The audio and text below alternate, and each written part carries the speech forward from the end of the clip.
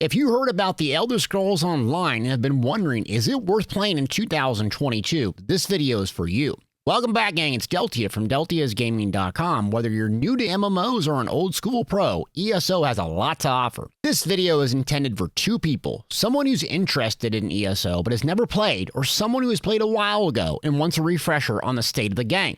I'll answer a lot of the big picture questions about Elder Scrolls Online, like what's the population like? What's there to do at ESO Endgame? And is the game worth playing in 2022? This video will be a lengthy one, so check out the timestamps below if you wish to skip ahead to certain sections. It's 2022, and you're wondering, is it time to dive into the Elder Scrolls Online? Let's find out.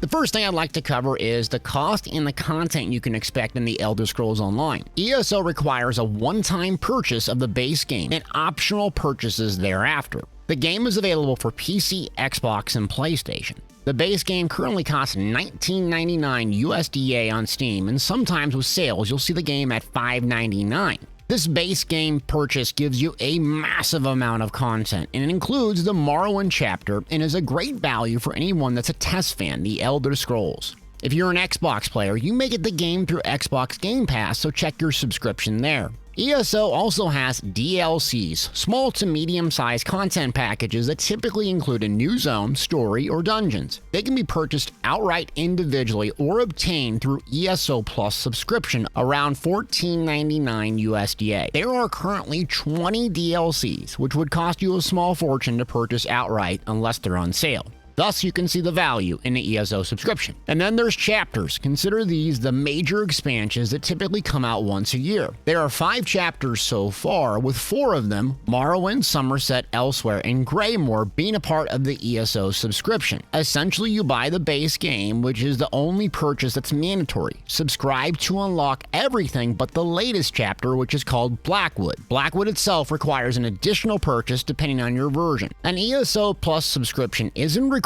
but feels near mandatory to enjoy the MMO to its fullest. The most important feature of ESO Plus is the DLCs and chapters included, but also the crafting storage. Without this perk, you'll be playing Elder Inventory Management online. You'll also get more gold, experience points, bank space, and many others. It's worth noting here that ESO's content cadence and update cycle is relentless. You can expect nearly every quarter a highly polished DLC, quality of life update, and/or a major expansion and chapter once a year. Between the robust amount of events and updates, there's always something going on in the game. Speaking of that, how's ESO's population? I've played this game since beta, and I've played on every single server. Yes, that includes PC, Xbox, PlayStation, both North America and the European servers, and they are wildly different from each other, but I can say they're very active, especially on PC. A lot of folks have migrated over from Xbox and PlayStation because the likelihood of cross-play is very, very low, and I don't think it's coming to the Elder Scrolls Online. Speaking of population, getting accurate data on ESO is very, very hard because it's not publicly available. However, in an interview with MMORPG creative director Rich Lambert discussed ESO reaching over 19 million lifetime players. 19 million is anyone who's purchased and played the game over the course of its entirety, dating back to 2014, and that's a large number. But again, very hard to judge the current active population because it's spread over 6 mega servers on console and PC. According to MMO population website, ESO ranks just behind World of Warcraft Classic and Star Citizen. You can also get a small indication of the popularity on Steam charts, which shows games and average players.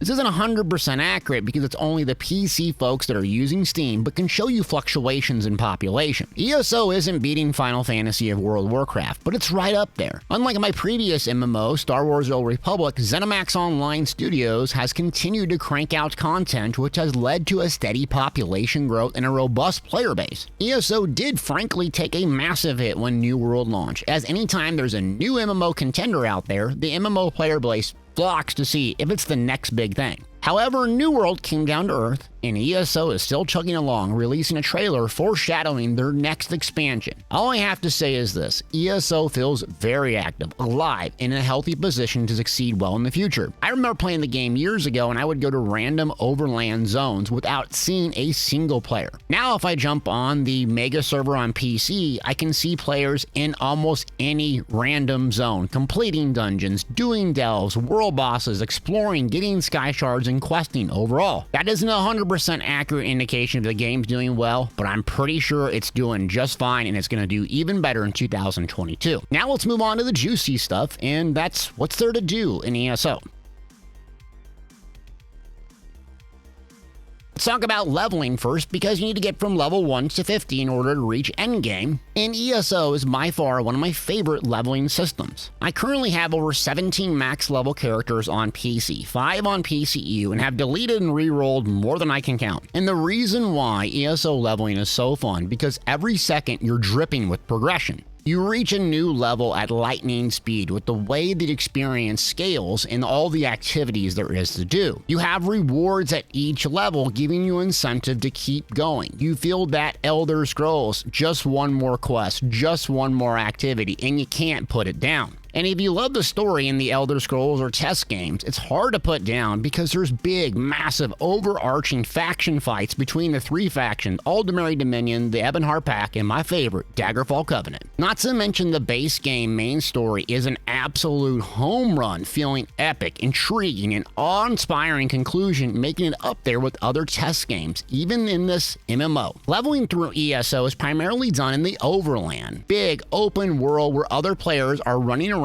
doing the same activities as you. With over 20 zones in the base game and locations you can travel, and countless in the DLCs in Tamriel altogether, not to mention the Deadlands, Cold Harbor, and many more that you have to even scroll out to get to. It's a lot with a massive amount of areas to explore. Each zone contains pretty much world bosses, many quests, dolmens, delves, collectibles like sky shards and lore books, and all sorts of things the old test players will recognize like Mundus stones. Simply put, there is a lot to do, and the average player can feel very overwhelmed when tackling each and every zone. And while ESO doesn't have the Skyrim golden trail holding your hand telling you where to go, it has improved by adding a zone guide which shows you various activities to complete per zone. What I did starting out ESO back in 2014 is quote-unquote white out the map. I just moved on from one thing to the next, completing every single thing in that zone before moving on. That alone legitimately could take you years if you played this game at a casual pace. Every single base part of the game. Take for instance good old Stonefalls with over 50 fully voice acted quests. That's just one zone out of many to pick from. Between the story, learning about the skills and the core components and combat of the game, collecting sky shards, earning achievements, leveling in ESO will have you dripping with dopamine, and the game will be very hard to put down. Let's talk about the end game. Now that you've reached level 50, what next? Sadly, this is one of the downsides to ESO, and that's the endgame. It's very confusing. You see, you reach max level 50, but then you start earning what's called champion points. Another form of progression, champion points, is with slottables, only allowing you to slot and get certain benefits that typically impact combat, such as increased movement speed, increased damage with damage over time effects, indirect damage, and so on. There's also passive perks you can get that increases other things besides combat, such as fishing, picking up harvest nodes, and even reducing damage in PvE instances. The key point here is, you won't start collecting relevant gear because ESO level cap is 50, but the champion point gear cap is 160. Champion points go all the way up to 3,600, but are limited in terms of combat effectiveness due to those slottables and getting 4 choices per constellation. If you're curious about the champion points in the end game, there's a bazillion different videos because it's complex and it's hard to explain in less than a minute. Just keep in mind this: ESO's grind is not only champion points, but gear and levels, and the end game is a bit deceptive on when do you actually hit it and what is there to do. It's not just gear grind, it's champion points. Champion points, in fact, does not feel very rewarding, fun, and it's an unnecessary complex situation for new players, and I'm not a fan of it. But to be fair, you do earn them very fast, so unlike previous versions of the game, it's much easier to catch up. Moving on to player versus environment, and this is where the game truly shines.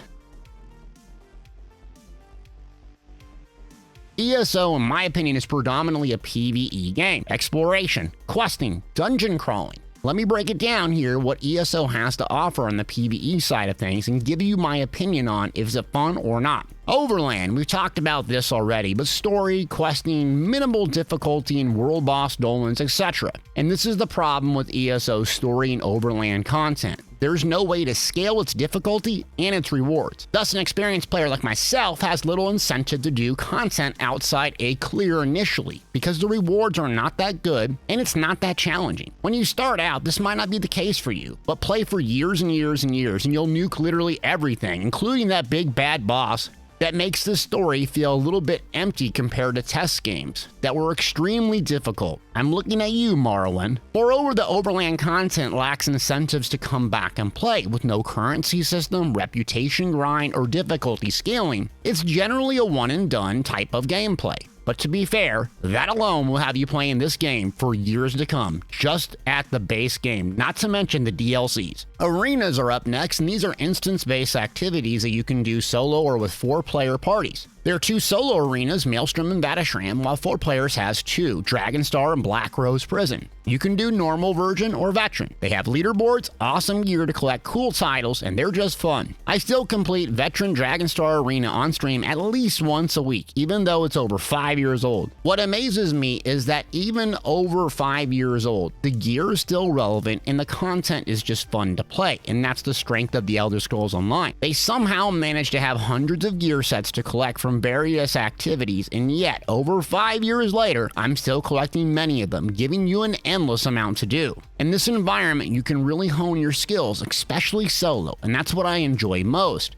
Can't get a lot of friends together for a larger group activity? No problem. Fire up Maelstrom Arena and see how good your build really is solo. And that's where PvE in the Elder Scrolls Online really shines. Both Overland and Arenas can be done solo, and to some extent dungeons, making it a very, very, very friendly solo game. Almost too much solo sometimes if you ask me. Moving on to dungeons, they're up next. 4-player, instance-based, in the bread and butter of PvE content in ESO with 45 and counting. You can expect at least 2 new ones per year and generally 4. This is where ESO has shown their continued development and improvement. Now you have 3 modes of dungeons, normal, veteran, and hard modes, with some dungeons having 3 hard mode boss fights alongside secret extra bosses. This means that the average player that's new to the game or maybe have very limited skill can access the content, complete it, and collect some relevant gear. While the tryhard PvEer out there has unlimited, endless things to do and incredible gear drops, costume, mementos, titles, and dies, and very challenging content to complete.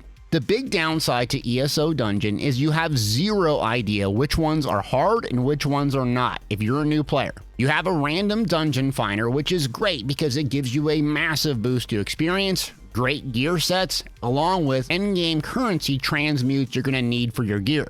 The downside, it's a crapshoot on what you get. Get Lair of Marslock or Storm Garden with the Pug group and you'll spend the next 3 hours dead on the ground, miserable. Or you'll get Fungal Grotto 1, which I can clear 10 minutes on veteran hard mode, solo. It's a massive amount of difference, and the user interface does nothing to distinguish between easy, moderate difficulty, and Captain Insano hard. Lastly, we have Trials, which are 12-player, large-scale PvE content. Most of the best-in-slot gear comes from Trials, along with the best collectibles for completing the hardest content in the game. The downside of Trials is there's no group finder, and I find ESO a very friendly solo game, with a crowd that, well, mainly plays solo. Thus, trial guilds come and go like the wind and can be difficult to find for the average or new player. Setting that aside, they are amazing, with 10 currently, and the latest being Rockgrove from the Blackwood chapter. This trial was one of the reasons to buy the chapter, having Oblivion throwback with an epic boss fight, incredible environment with lava flowing, interesting mechanics, and of course, fat loot. ZOS spends a lot of time, and I mean a lot of their development time, on trials, questing, and dungeons. And one thing they've done very well is making the normal mode of the trials very easy to complete and accessible for the average player, which which when the game came out originally, it was very complex and very few people at all could complete trials, meaning that the average pug group can get together and experience the content with a slightly lesser version of the gear than a veteran player. Fire up veteran mode and you're in for a challenge. Scale it to hard mode and you got something to do for the absolute best group out there. If you like large-scale PvE, there is plenty to do. Nearly endless amounts of things to do to collect, and with leaderboards you can push your score and challenge yourself whether you're a solo player,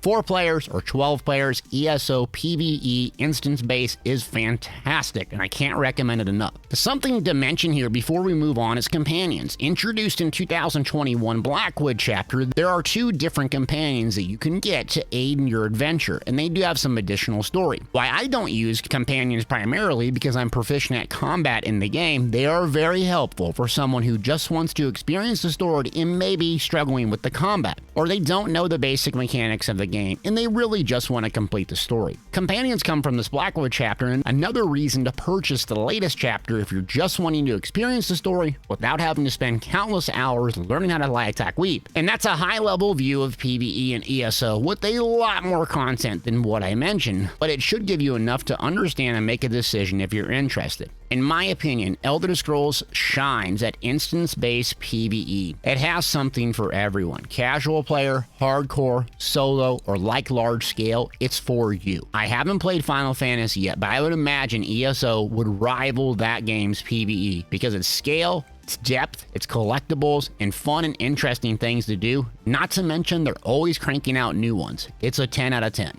Now let's switch gears and talk about my favorite but neglected aspect of the game, and that's PvP. Player versus player. Simply put, ESO's PvP, when working right, is the most fun I've ever had in a multiplayer game. With sandbox open world, instance-based, and PvE PvP mix, it's hands down the most exciting combat in MMOs or multiplayer games in my opinion. The downside? The performance is poor due to old archaic servers that need replaced or upgraded. If you're a returning player, I wouldn't expect this problem to be fixed in 2022, as in late 2021 we received a letter from the studio director indicating the server migration issues. If you can stomach the lag, here's what ESO PvP has to offer. Cyrodiil, and this is the open world sandbox with a massive area. This is where all 3 factions fight it out for keeps, territory, Elder Scrolls, and Emperor. The campaign has a population cap limit, enabling a limited amount of players in at one time. And I don't know what the cap is, but it feels it gets lower over time, and the total being roughly around 200 players. But I'm speculating. I'm sure someone in the comments will know. And herein lies the problem with ESO. The area, Cyrodiil, is so big, so large without loading screens, it struggles with the higher population. But it's some of the most fun you'll ever have in a video game. Only here can you become Emperor in the Elder Scrolls, giving one player an enormous advantage on the battlefield, and once you get it, you feel like a god. Protecting keeps, being called into action, rallying your friends. It's Lord of the Rings, large-scale siege fights, keep defenses with oil massive zergs of players smashing into each other. You'll have big incentives in Cyrodiil and decent things to collect and do, along with spending your PvP currency on and making some gold. But it lags.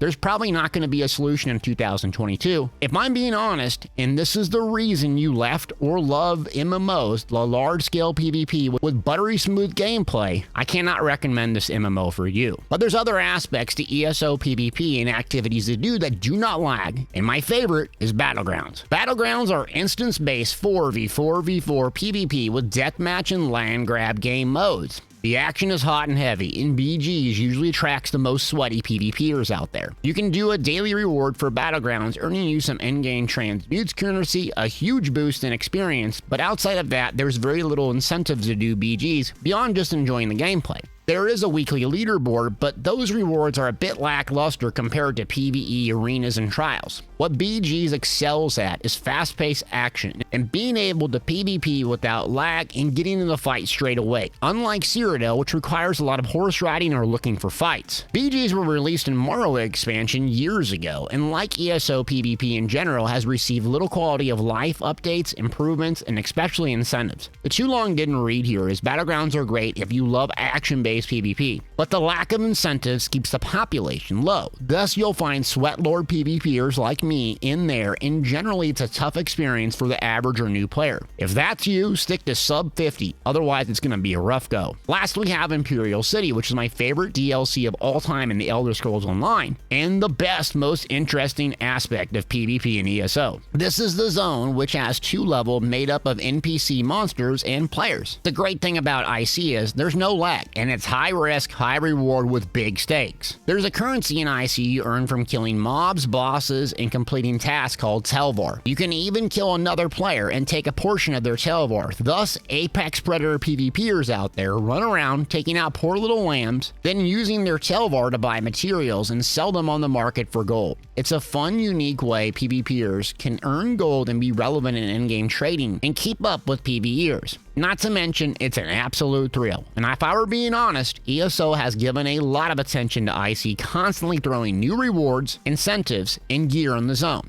If any part of ESO PvP has recently improved and received attention, it's Imperial City. While not for everyone, it's my favorite DLC in the entire game. Next up is events.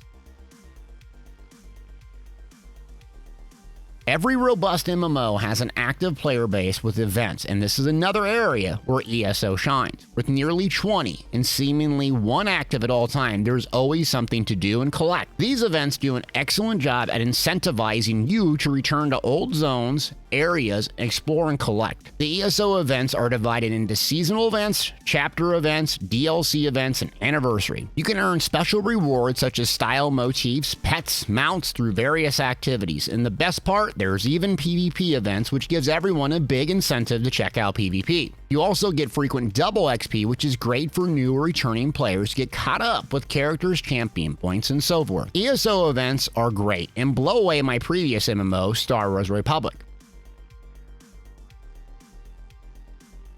Next up is economy, in an area of the game that I don't participate much in, but deserves time and attention unto itself, breaking it down in both economy, crafting, and housing. These are 2 elements of the game, or one that can be viewed as its own game entirely. Crafting and economy in ESO is robust, in-depth, and fun. This game allows you to have up to 5 guilds, most of which are guild traders. At various spots throughout the game, you'll see vendors which you can view, sort, acquire items from other players. The amount of items you can require are staggering. Crafting materials, motifs, weapons, jewelry, potions, basically anything non-bound, and that's a big list. There's even a website called Tamriel Trade Center and captures all the listings on the server and allows players to travel around Tamriel, pretty much mine anything they need.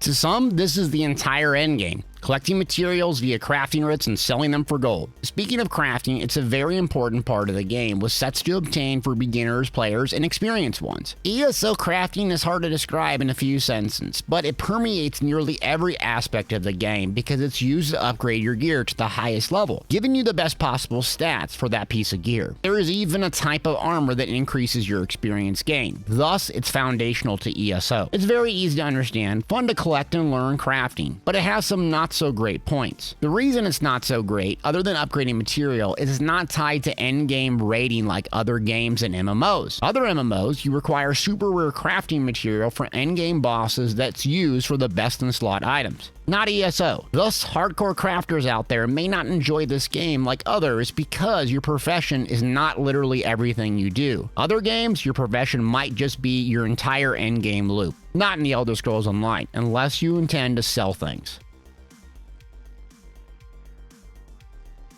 Next up is ESO housing. It's so in-depth, so detailed, it could be legitimately its own game. Think of it like ESO Legos. Housing provides you some utility by allowing you to store, organize, and collect items within your house. You can show off and flex all the trophies, achievements, pets, mounts, you name it. It's a total flex zone. The creativity here is endless, and we even did a housing contest during the Halloween holiday on my stream. The winner created a trap that would kill you if you didn't walk on the right block. Another house? Someone built an entire Plinko house from scratch. What's the downside of housing? Well, it costs a lot of gold, sometimes real money via the crown store, and time. The reason I don't participate in creative housing is there's nothing that connects me with the role player inside of me. meaning Fallout 4 had a threat of attack by super mutants, killing your villagers if you didn't build up properly. ESO doesn't have that, and for most people out there, this probably isn't an issue. But I can't wrap my head around spending countless hours to have a nice house. That's what real life's for. That brings up the question: is ESO worth playing in 2022? 100%. It's my favorite MMO and multiplayer game of all time,